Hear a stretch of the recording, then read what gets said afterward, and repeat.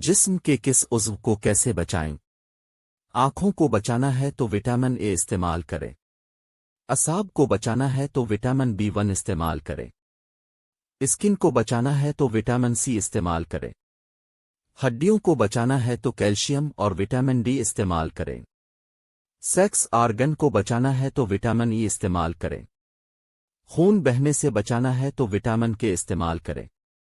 बालों को बचाना है तो विटामिन H बायोटिन इस्तेमाल करें।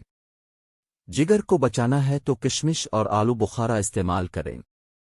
गर्दों को बचाना है तो काली किशमिश और करेन बेरी इस्तेमाल करें।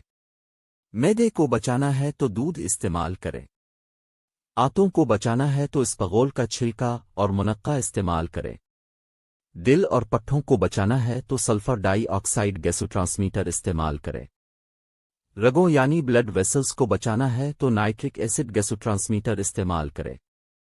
दिमाग को बचाना है तो हाइड्रोजन सल्फाइड गैसोट्रांसमीटर इस्तेमाल करें।